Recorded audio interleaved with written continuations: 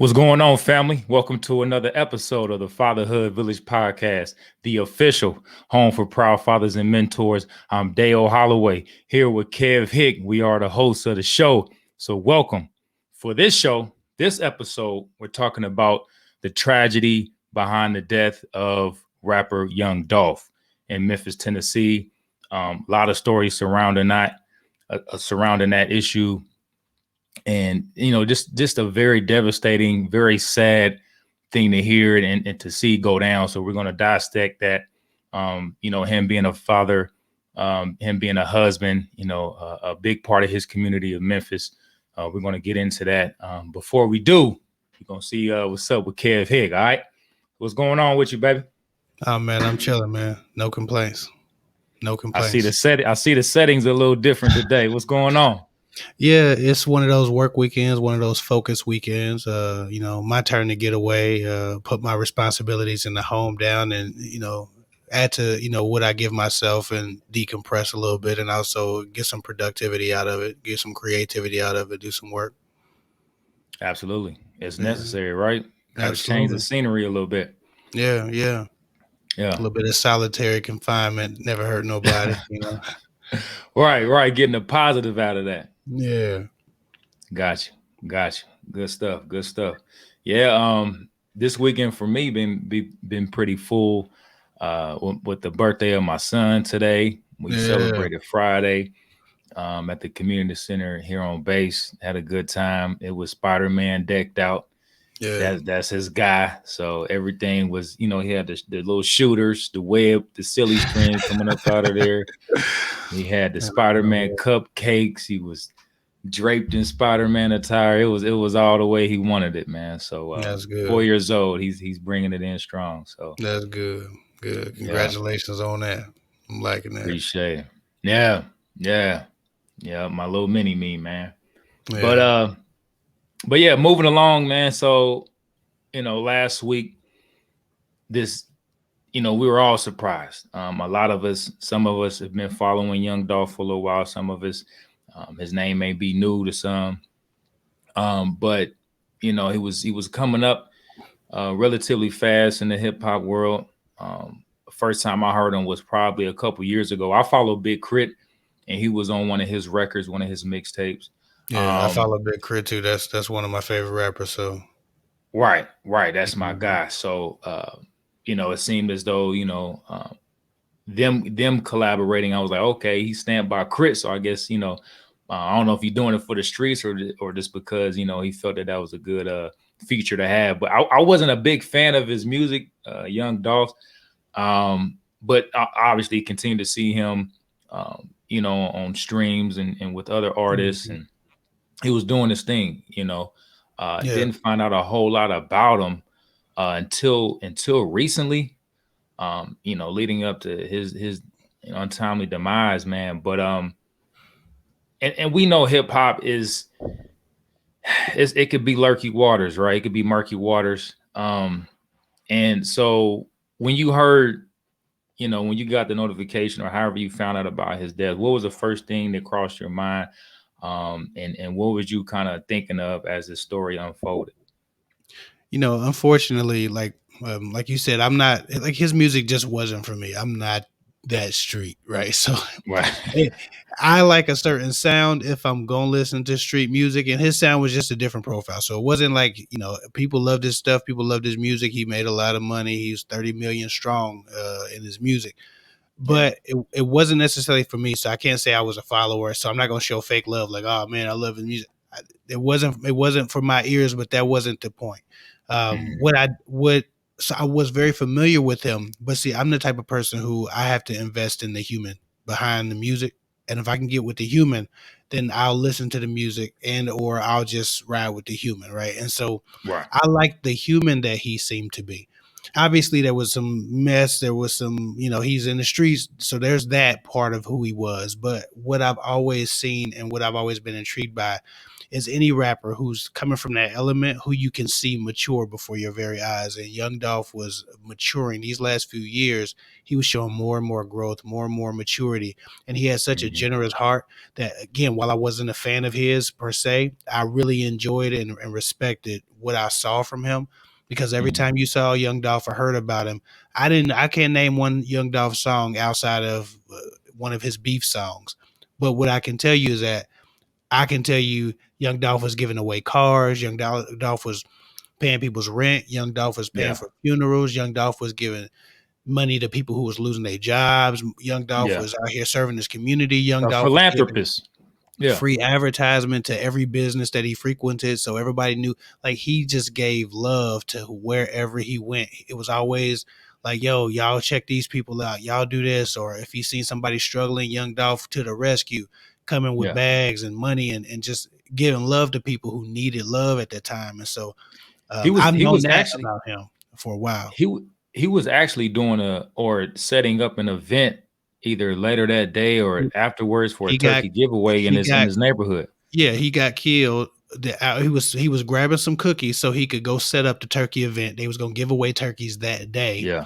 and he didn't Mhm. make it to his turkey event because he was murdered getting the cookies so he could snack while he was giving the turkey event, because he had, Yeah. again, given free advertisement to that cookie shop last week. It was a video came out. He was telling everybody go down to the uh, Medina's or whatever the cookie shop is, and how good the Mhm. cookies was. And then he was actually going back to get some cookies because he liked cookies. That was one of his favorite snacks. And so it's Yeah, just the like, the chocolate chip. I heard the lady yeah, speak on the Memphis News. Yeah.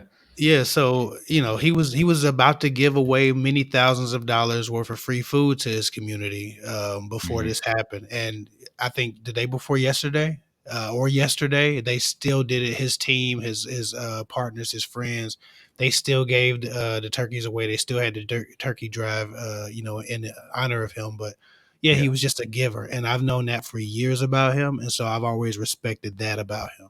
Mhm. Right. Right. And He that's cared about he cared about community. yeah, and that was something I later discovered about him recently this year. So like I said, I like you, I don't keep a whole lot of new artists or just random artists on my radar. But like you said, once it's not to judge a book by its cover, but like you said, once you found out more about the human side of the rapper, the real Mhm. person, it kind of opened your eyes and like, okay, it's some really good people out here, man, with good hearts, and that's really about the community. Yeah. And obviously contrary to what they speak about in their lyrics, that's a whole nother conversation. But yeah, so and we'll probably touch on that too. Yeah. So and I've seen that they have some suspects apprehended, or they made some arrests, trying to get to the bottom of that case. ABC, I've seen that they covered a little short segment of his life and his passing. But like you said, I don't, a lot of times people don't get their flowers while they're here, man. Mhm. And he's getting all this national coverage now. And speaking about the good that he did while he was alive, like where was that during the times when he was here? Yeah. Um, but just to kind of pivot in this conversation, being in hip hop, being with that genre and the things that he spoke about in his lyrics, he's talking about guns. I didn't hear about a whole lot of things in his records because I didn't listen to a lot of it. Um, but the jury and the fame and the girls and all this stuff, the typical stuff, right? Mhm. Um, and you hear a lot of old heads saying, "Hey, there's a lot of hate that's gonna come from the city that you're from, right? Yeah. Um, the relationships you had growing up as a kid. Maybe there were some conflicts earlier in your career, and now Yeah. that you're on a higher level, you're more of a public figure. People want to take their shots. People want to challenge you. Um, so him reaching this glorified hierarchy in hip hop. Um, you know, he got shot at before. and I don't know the Yeah, details of I can count three. He's gotten shot at the was it in last three. Charlotte somewhere? He's gotten shot at the last 3 years in a row. Yeah, I heard about the 2017 incident. He was hit He a few got times. well, no. So they try to to my knowledge, they tried to kill him at the CIAA in Charlotte 1 year, Hmm. and they didn't. They missed. The next year at CIAA in Charlotte, people from Memphis showed up, I believe, and tried to kill him again. But because he had gotten shot at the year before, this time he came in a bulletproof Yukon or Escalade. He was sitting on the street about to pull off when somebody pulled up and they fired over 100 rounds of high power, weaponry. But he Yeah. was in a bulletproof armored car because he expected it, and then he did dish songs that same night about pretty much the people who tried to kill him. Um, and so then he was in Hollywood or Rodeo Drive, one of them shopping epicenters in California, and he ran into some rivals in relationship to the other situations, and Hmm. one of those guys in that crew got loose and shot him a few times, two or three times actually. Right, and he ran in like a Gucci store or something or a Louis store, and he survived and was hospitalized, and so he was no stranger to that. Hmm. With that said, I would have hoped and wished that he was better well prepared and maybe more vigilant and a little less trusting, since he had literally been there was three attempts on his life in the last 3 or 4 years in a row. Yeah. Um, so that's just one of those things, man. But it's a sad thing. I think what I really liked about him was that every time he started talking about his life and what mattered to him, he always brought up his kids, and he was Hmm. talking about how and this was a problem because you don't want to speak death on yourself, but he always would talk about when I die, and that gives me pause because I don't want to talk about that, Yeah. but his point was when he passed on, he said he knew his possessions and his cars and his jewelry would be dispersed upon his community, his people. They do whatever they do with it. He said, but he'll leave a legacy of his kids, right? He'll always be his kid's dad, and that will be something that only belongs to him. So he really valued fatherhood. He valued the bond he had with his family. He had a very serious relationship with his life partner or wife.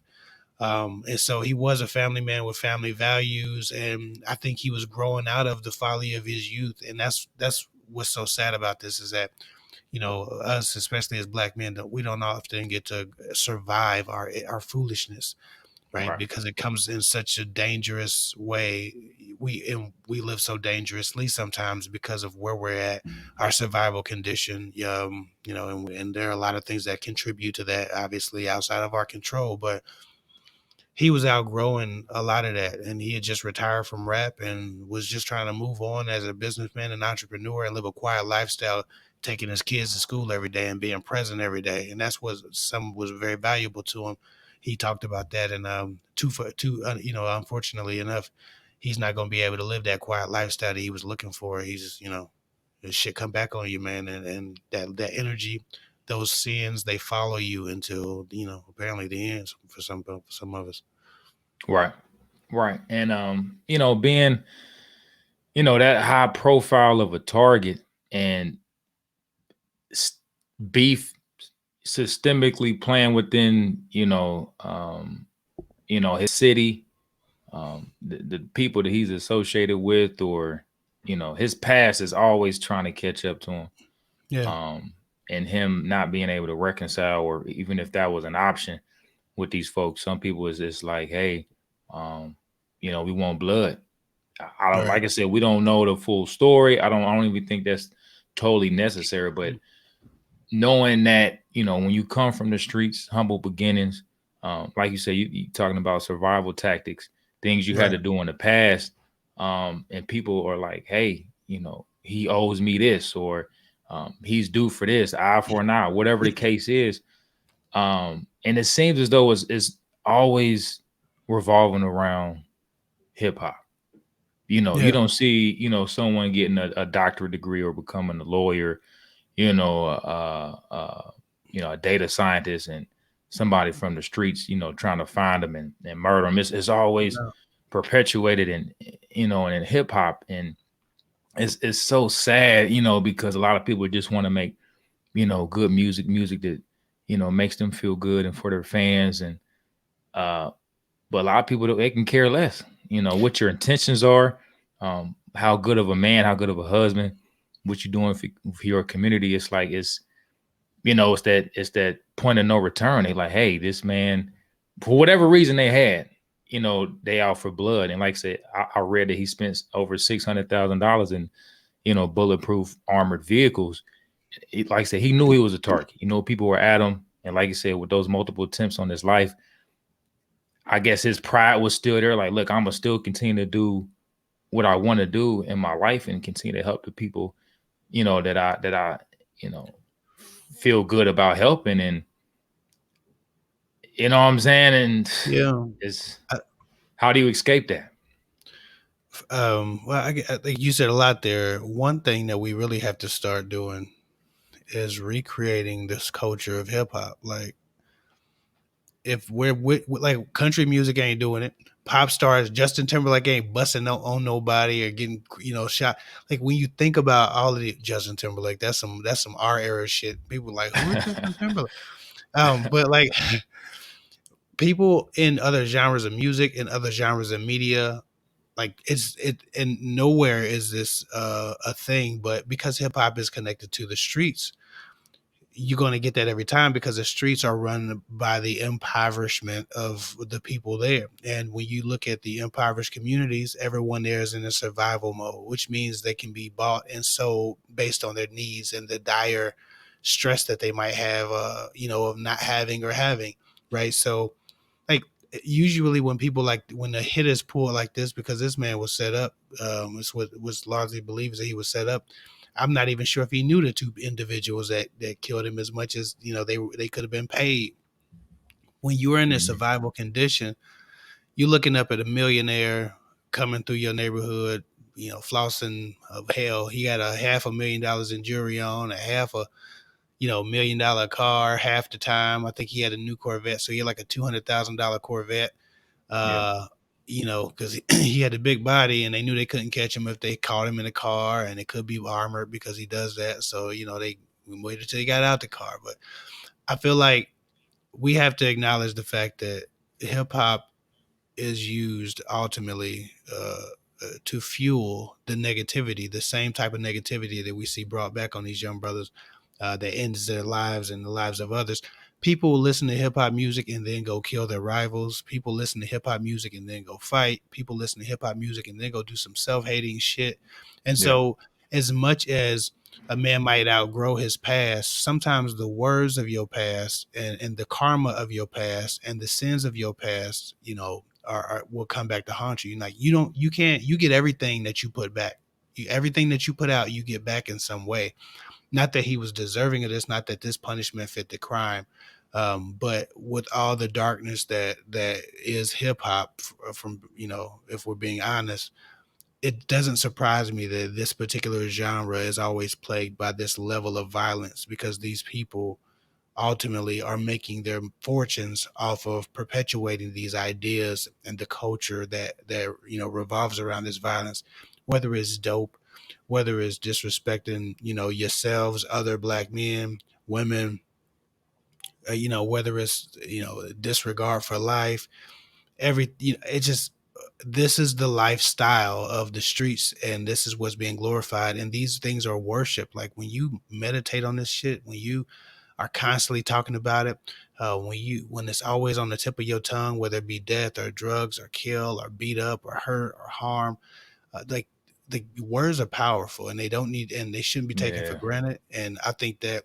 when men who make a career, and not even against him, but men who make a career of misusing their words, ultimately find some misfortune that is grave and dire. So for me, that's important to know. Just because you mentioned it being in hip hop, particularly, not necessarily talking about Young Dolph. Just totally, we can go down the last 30 years of all the terrible, crazy things. Hell, rappers are getting killed every day, all day. Right. Most of them are unknown, but every once in a while, twice a year, we get a very known rapper get killed. So Mm-hmm. what means a lot to me is that maybe in these music raps or things that are happening now, maybe sometime at some point the culture becomes make it home to your children, let another Right. man make it home to his, right? Because this man had responsibilities, he had children, and I don't give a damn, what type of shit I got going on with my bravado, with my reputation. I got to make it home, right? Your Mm-hmm. stranger's respect is not worth the life's trajectory of my children, with or without a father, right? When people talk about Ti said something the other day, and it was interesting. I remember Ti used to always talk about, he had in multiple songs he had this line. He said, "I don't know what you'll do for your respect, but I'm gonna die for mine." Yeah. And he would Yeah, I always remember talk that. about dying for respect. But that was just one song. I listened to a lot of Ti. He was always talking about, "I die for disrespect." He's always saying that, "Die, die, die." Respect. And I was looking at an interview of him respond to this Young Dolph thing, and he mentioned that he said, I used to always say I would die for my respect, but somebody asked me once, what is the respect of a man that you don't find respectable even worth? Like you have shit that matters Mm. going on. Right. So why respect is overrated? I would much rather be disrespected but be here for my children. I would Yeah. much rather be despised and hated than be and offended, but be here for my children than to allow these types of dangerous level beefs go unresolved or uncared for, and end up not being here for my children because of respect or because of bravado, because I can't solve these beefs or mend these broken bridges, or at least make peace with my enemies. Mm-hmm. It's not worth it. And too many of us fill the grave sites and the jail cells because we value the respect of a stranger who we don't even know or don't even respect. And Yeah. it has no value. I think what we always talk about, legacy and fatherhood and stuff like that, the first rule number one is to be here.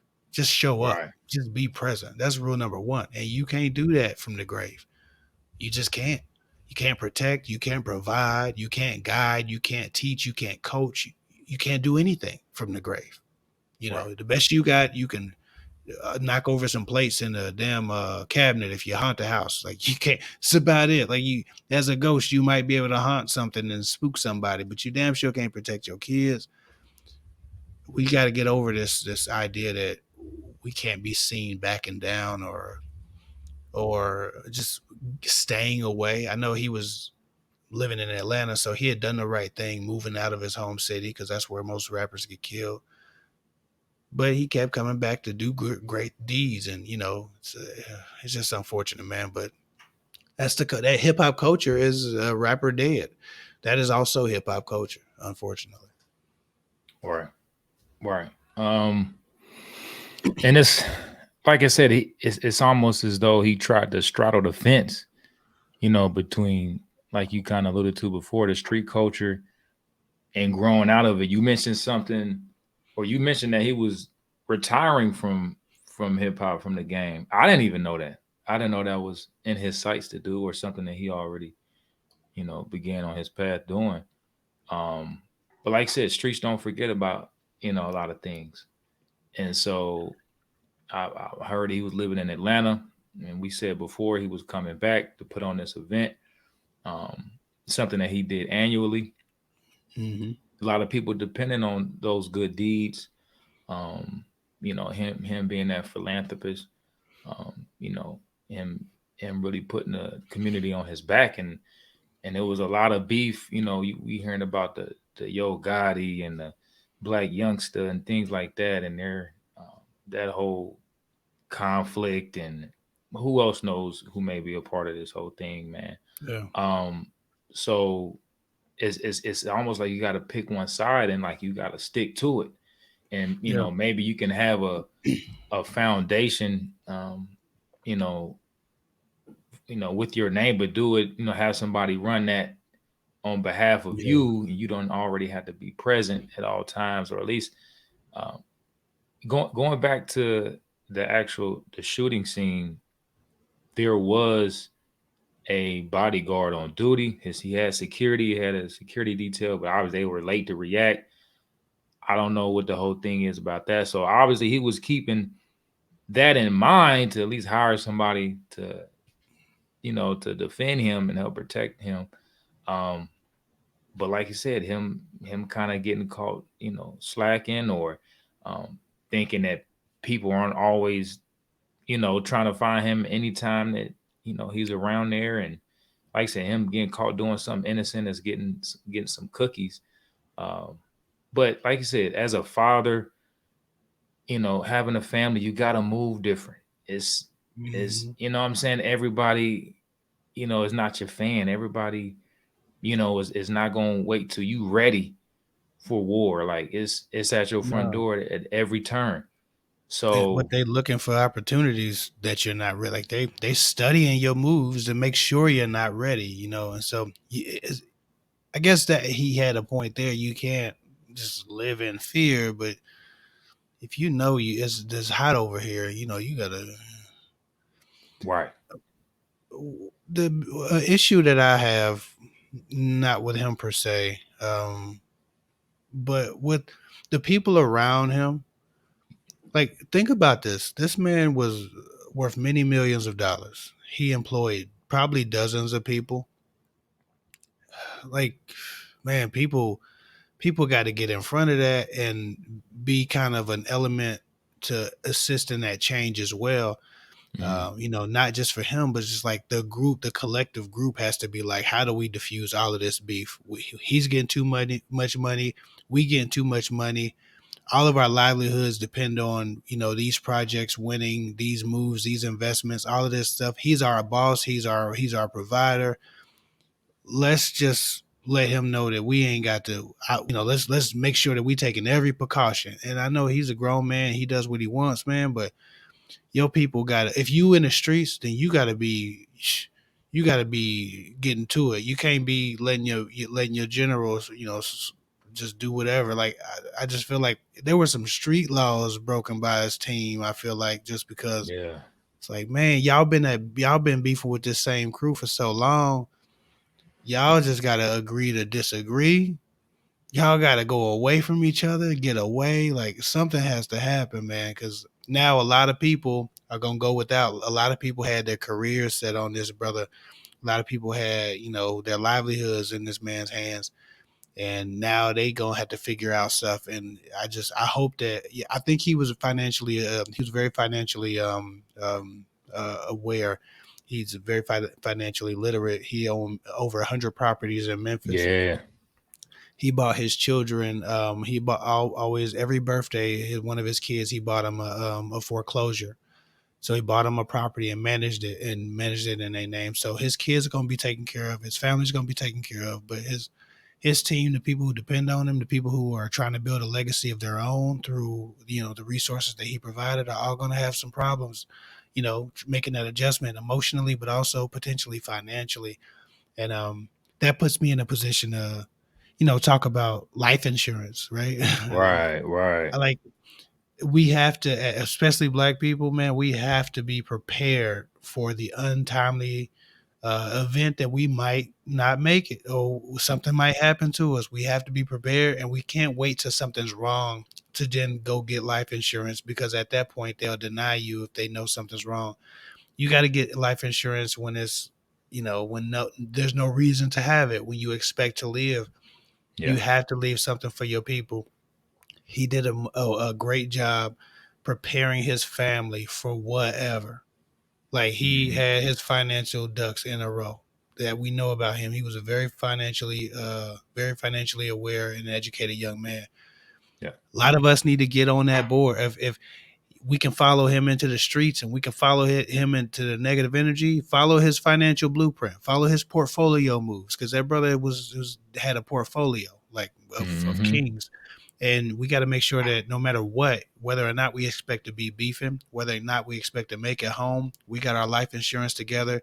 We got our investments together. We got emergency savings for our family. We got a will and a testament written up. We got to have these things in place because again, a lot of us die young, and you think you getting it today, and now your family's struggling tomorrow because we've either mismanaged our money, fucked over on their opportunities, or just didn't set the things up right. So now they got to go through probate and got to go through court to fight for what should be theirs naturally because they're our seeds and they're our family. So I like Mhm. and I expect that his family be taken care of because he did his thing with the paperwork. He had good lawyers and good financial advisors. But that just is a warning to all of us young people, and especially young black men, that we need to have our shit in a row, even if we ain't got nothing. You don't have to be a millionaire to have something. You don't have to be a millionaire to get your financial life together, to have your portfolio ready, to have a will. You don't have to be paid. You just have to be Mhm. focused, and you have to have something that you want to pass on. And at the very least, you need to make sure that your family doesn't struggle because they had to put you in the ground if something does happen, whether that's a car wreck or a gang shooting. Right. Right. Too And many and that's a GoFundMe's. Too many absolutely. GoFundMe's. Absolutely. We worry about these things way too late. Um, things aren't ironed out, your affairs aren't in order. Like I said, in your 20s and 30s, hopefully Hmm. even before that, but like you said, even though, he was taken, he was killed, um, that at the very least, his family, those he cared for, he loved, um, will be set up, for the foreseeable future. But like I said, it doesn't replace the life, what he means to them, with his presence. So I think, like you said, that the fact that he didn't want to live in fear, um, he didn't want someone, beef or the threat to, dawn on him so much that he wasn't able to live a fruitful life and to do the things that he always wanted to do and to live freely and, move and conduct themselves the way he would any other time. So I get that, like you said, but at the same time, what's it worth to you? Is Right. it worth just a couple years of living like that, um, in full autonomy, and then, risking, like I said, his kids were young. Like I think they were Yeah. even our age, or maybe just, our kids' age, or just a little bit older. But It looked like he got about a. It looked like he got about like a 3 and a 5 or a 3 and a 6, like 4 or 7, like he about our kids. Those are like, what very did they young kids. like? What does a 3 and a 7-year-old, 6-year-old really know about their father once they become adults? You know what I'm Yeah. saying? It's like they don't know a whole lot. That they're gonna know about more stories and what they're able to Yeah. articulate and to tell on their own. You know what I mean? Yeah. They're Because gonna have to get it from it's the a music and the interviews. yeah, because it's a lot of memories that, my parents. I don't really have much at between 3 and 7 than I do as I was 10 and older. You know what I'm saying? Yeah. So it's Yeah. And it's I it's struggle. almost like I go struggle like that with my brother.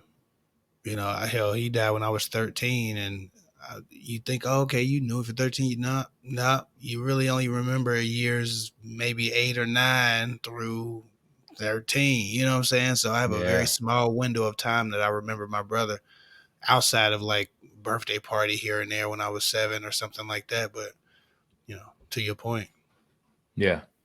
Like I said, the lessons, the things that he taught his children, the times that they shared, and like I said, he wanted to give the rap game up and give a lot of time back to him, a lot of time that he wasn't around, and repay that. Um, like I said, it's just wrong time, wrong place. Um, very sad, very sad. But like you said, the silver lining is to look at this situation, and knowing that he left something behind, at the very least, that's what we have to have our mind frame, hmm. wrapped around. And Yeah. what are we leaving for them? Are we structuring it anyway? Who are the benefactors? Who are the executors? It's a process. You Yeah. can't just rapidly do it overnight. I mean, it could potentially be done, but it's and sometimes things may change. People get Yeah. remarried, deaths in the family happen, you fall out with certain individuals, you might have to revisit, those documents. But But you got to um, have them in place though. You yeah, said, hell, I just got a new life insurance policy. I just got a high cash value whole life policy right. that hell, I can borrow from if I need to, tax free. It's got some liquidity, but it'll also be upwards of a $2 million death benefit if I make it to old age. You know what I'm saying? So Mm-hmm. my family will be straight. They ain't gonna have to go fund me to put me in the ground at the very least, but I would hope to be here and, spend some of that money with them. And you can do that with that type of policy, but Yeah. you got to have something in place. We got way too many GoFundMe's, way too many, Facebook help somebody donate $5. And yeah, I'm good on that shit, man. I want my family to be better off because something I done dropped dead, not to be messed up and financially fucked over. Mm-hmm. So at the very least, you can leave your family a gift of security, or and after what they squander is what they squander. But a real leader is teaching everybody in this family how to manage money, and what they do with that game you give them is theirs. But you definitely got to have at least a life insurance policy. I think we need to get a life insurance policy sponsor on this channel because We do. yeah, the young men, these fathers, Fatherhood Village, these brothers, these fathers, man, these men, and even these single mothers that are watching us, we need to understand the value of life insurance. And that's how a lot of wealth is built. And we don't realize that in this country. We think that the only way to get some money is to go to the stock market. We don't understand the stock market, so we stop asking questions. Yeah. We think that the only way to get it is real estate, and real estate is cool enough, but there are other ways to at least set your family up. If you don't have the life you want, you can help them have the life they need and you desire. So life insurance is definitely a big conversation, and I hope we start having that conversation seriously in our community. And I think Absolutely. even Young Dolph, he rapped about building a real estate portfolio. He started throwing that financial advice into his rap music. So that was something very positive that was in his rap music. He would throw his financial Okay. acuity in his rap music and, give game out about, developing a portfolio and things of that nature. And while it was the fuckery was mixed into it, if I'm in the streets, that's my language. I'm gonna feel it. You know what I'm saying? And I'm gonna be like, Mm-hmm. okay, maybe I need to check that out. So he was trying to Yeah. he was doing what he could to reform himself and to reform people who were listening to him. But it's one of those things, man. Yeah. Yeah. Like I said, I think he was 36. Yep. Young brother, man. Um, and for those that are listening, that are watching, DM us on Instagram, email us. I do have some people in my contacts that we can get you in touch with as far as setting up a life insurance policy, and to teach you and to show you about whole life insurance, universal life, term, and then just sit down and kind of evaluate what you need, what's best for you. You can probably set up more than one policy, Yeah, depending on I'm what's I'm going on. I'm But about to it's get multiple. I'm getting a bunch of them. right, right. Yeah, so get in contact with us about that. We definitely want to help and direct people in the right direction, because it's vital. It's vital. It's like I said, we see it too many times. People leave this earth without any security, without any estate, um, it's set up, and it's sad. Like I said, you got the GoFundMe's, you got um, people just barely scraping enough money to cremate someone, um, and then like I said, their whole family life is in ruins because that was possibly the breadwinner in their family, Yep. and what happens from here, so Hmm. something that we can completely avoid. Yeah, But but yeah, I'm shit, glad you brought that up. I'd much rather just be here than leave a legacy. You know what I'm saying? A Oh yeah, legacy is absolutely. legacies from when you done served your time. I ain't served my time yet, so shit. I'm trying to figure No. out how to be here for another 40 something, 50 something years before I get to dropping dead and all this. So I guess the other thing is just speak power and light and life over yourself, Mhm. and others. Operate in gratitude every day. But if you come from that life, man, keep your head on a swivel. And Yeah. as much as depends on you, make peace with your enemies. or at least Mm-hmm. avoid them. Mm-hmm. Because it's rough out here. Now, that brother was in his hood, in his neighborhood, like where he grew up. Mm-hmm. His enemies ain't from his hood; they from the other hood. You know what I'm saying? So Yeah. it's not like he expected his enemies to be in his hood, but people got cars, they travel. I can go. Right. So it's one of those things, man. But maybe just don't live a life that you got to worry about people trying to kill you. Something's Yeah. wrong if you got to worry about people trying to kill you. Something's awry. Yeah. When you got And bulletproof armored vehicles, man, people ain't really living like that, man. You know what I'm I, saying? And I don't know. I guess it just depends. Now he needed them clearly, right. But I'm but saying if that's the extreme you have to go to travel through I, your own city. I don't know. I mean, our city rough. If I could, if I could, straight up, bro. I've I tried to tell my cousin before he got shut up. I'm like, man, you in that life, they sell these used bulletproof armored cars. You can go get you one. It might be old, but you need to go try to figure out how to scrape up one of them armored cars that's like 10 or 12 years old. You Mhm. need one instead of trying to buy these other little cars, bro. Get you. People don't like you, and he's been shot up at.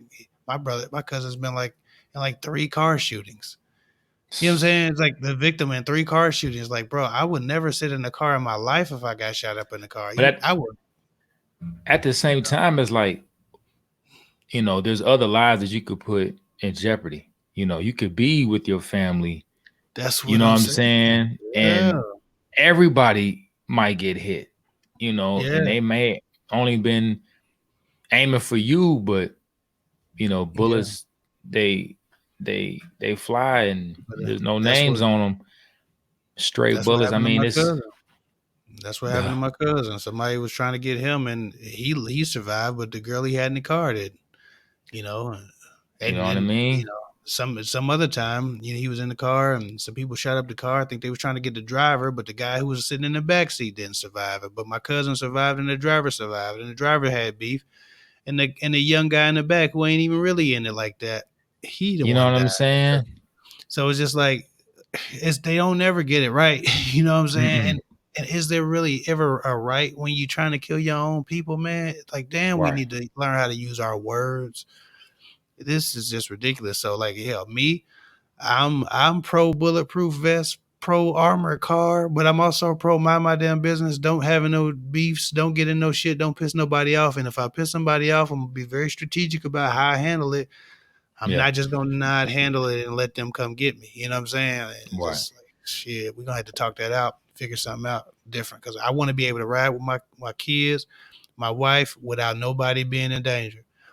Yeah. I remember one time my cousin was I was trying to take my cousin to church, and somebody was looking in my car, and you know what I'm saying. I'm like, man, you know them, and now I'm on a swivel. Like I think I'm about to get in a shootout because he's in the car with me. Mm. I'm like, I can't even take you to church. I got super black tent, and they still looking through the tent trying to find out if it's you. Yeah. So Like you it's just said, one of this those times. people that you affiliated with, and whether it be in your family or somebody you just giving a ride to, somebody spot you and Mhm. him Yeah, or whatever, that and he can't get back in the car with me, man. This is the last ride in the car with me. I'm like, man, you got me right. I carried. gotta, yeah, I yeah. had I'm two not I'm guns not on me going out just like trying to that. ride.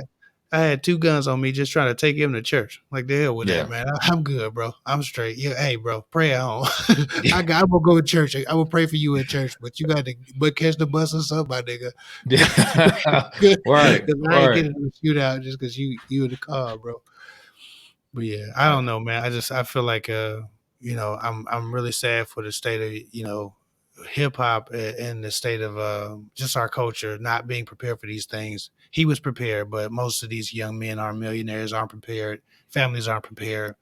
They know it's coming, but they haven't made any moves or taken any precautions. And this is 2 young men who either threw their life away or have been arrested, or one might even be dead. It was a couple shootings in Memphis since. So they've right. retaliated in some respect because somebody's dead, and then another person was shot at a visual, and a couple people were arrested, and so it's getting dirty and grimy. It's But a shit storm now. Yeah. I just wish that this wasn't our condition, and Right. what to do, man. Yeah. Yeah. Definitely gotta, like I said, teach these things to our children, man, to one another. Like I said, Yeah. just being around folks that are into this life and do these things that put their life at great risk like that. I mean, you got to know what your friends are into, man, and like, and then when you have children, it's more of an effect that as far as your moves and who they impact. Mm, So it's a trickle down effect, man, and got to be aware of that. You got to value your own life. You got absolutely. to, and value the future of your children, like them possibly living without you, and those that really depend on you, those that you care for. Is it worth, what I'm saying, living, you know, without fear? And I think a little bit of fear is healthy, just Yeah. to, what I'm saying, just to avoid things like this. Like if I'm avoiding death, I got to think more strategically. Yeah. Um, what I'm Yeah. saying? Just dying in vain. I mean, yeah, if death is coming for me regardless, cool. But if I can give some more years to my family, by just adjusting to those threats that are out here, delegating more things to other people, what I'm saying, then Yeah. Like, hey it, man, it go should get me work some out. cookies, man. I need some cookies, Right, bro. Go get me some right. cookies. They got Uber Eats out here. They got I give you Grubhub, $100. and Drive down there, give me some cookies. But yeah, that's one of the other things. Like, real quick, just like he painted every single car the same color. He had a fleet of like 13 cars that were all easy target, camouflage. man. They were all camouflage. So he would camouflage every car, every single car. You knew if Young Dolph was driving past you because every single car was camouflage. So if It possibly wasn't a setup. It was just people reacting because he was easy target. He was, you know what I'm saying? well, no, they didn't rob him. They just came to kill him. They didn't take nothing. They didn't touch his That's what I car. They mean. didn't Like the so, setup piece. There was enough time to well, have you people know on where he deck is. and ready. He's a highlighter.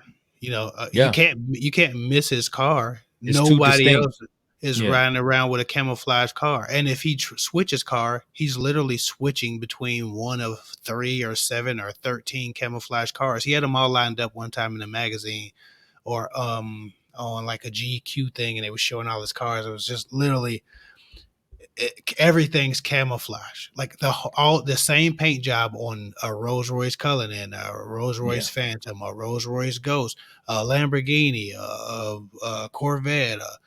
I mean, every single Lamborghini truck, every single car had the same paint job on it, and it's an odd paint job because none of those colors make sense on those cars.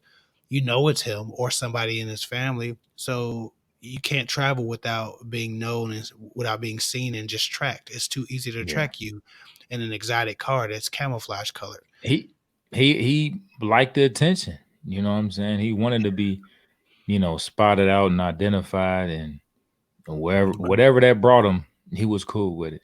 You know. Yeah, yeah. He that was he made his own decisions, man. But I feel sorry for his family. Rest in peace for the young brother, and Yeah. prayers and well wishes, and To the you family. know, Yeah. yeah, Right. Right. But hey, man, great conversation. Gave us a lot to think about, a lot to dissect, a lot to process. Again, shout out to Young Dolph's family, his loved ones. Praying for their strength and able to come through and be strong. So that's going to wrap this one up, man. Again, life insurance. Pick you right, up some. If you got some, pick up some more. You know what I'm saying? Like yeah, you yeah, never can have too much, man.